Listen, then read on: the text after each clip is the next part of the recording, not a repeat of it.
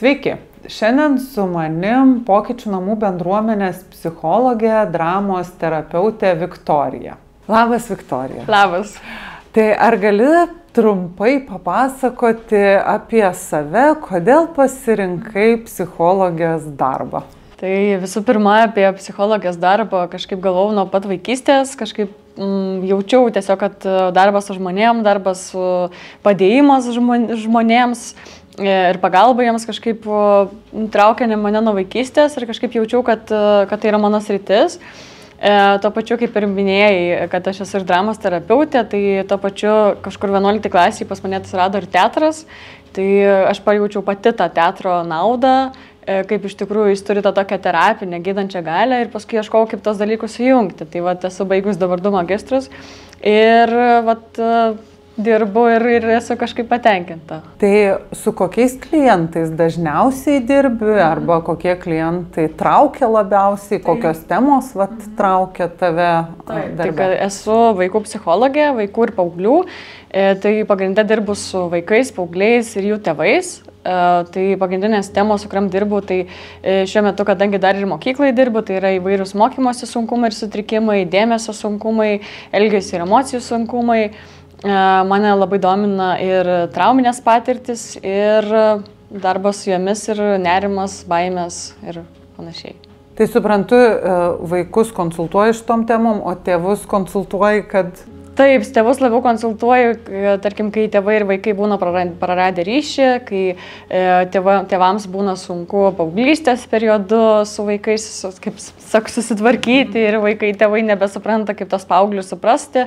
Vaikai nebesupranta, kaip tos tėvus suprasti, tai tiesiog su tėvais tokiais saugioje erdvėje bandom diskutuoti ir ieškoti tų sprendimo būdų, kaip iš tikrųjų susigrąžinti ryšį tarp vaiko ir tėvo. Kadangi girdėjau, kad dramos terapeutė esi, tai jau turbūt metodai iš ten keliauja.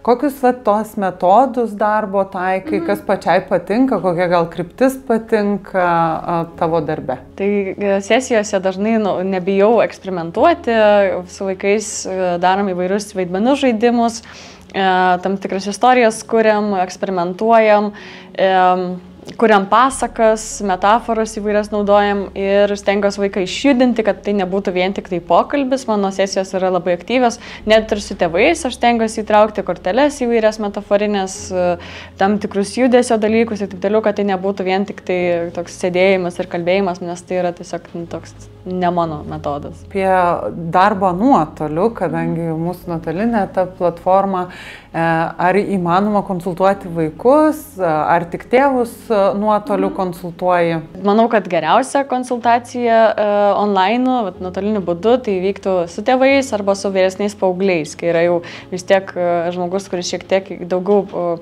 sukaupia dėmesį, kuris pats jau ateina motyvuotas, tai tarkim vyresniai paaugliai nuo kažkur 16 metų ir vyresni, ir tėvai.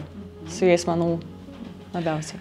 Tai dabar, jeigu galvotum apie tėvus turbūt šitoje vietoje, kadangi tavo labai aiškiai tikslinė grupė yra, kurie svarsto, bet galbūt dar nedrįsta kreiptis pagalbos, ką galėtum palinkėti šitiems tėvams? Palinkėčiau, kad jeigu praradote ryšį su savo vaiku arba nebežinote, kaip jį suprasti, kaip jį atjausti, kažkoks jo elgesys arba jo emocijos jis trikdo arba neramina, tai tiesiog prisiminti, kad nesate vienas ir tiesiog galime kartu saugioje erdvėje padiskutuoti, ieškoti būdų, kaip tas problemas išspręsti ir kaip tą ryšį atkurti. Ačiū labai, kad pasidalinai su mumis savo įžvalgomis ir savo patirtimis.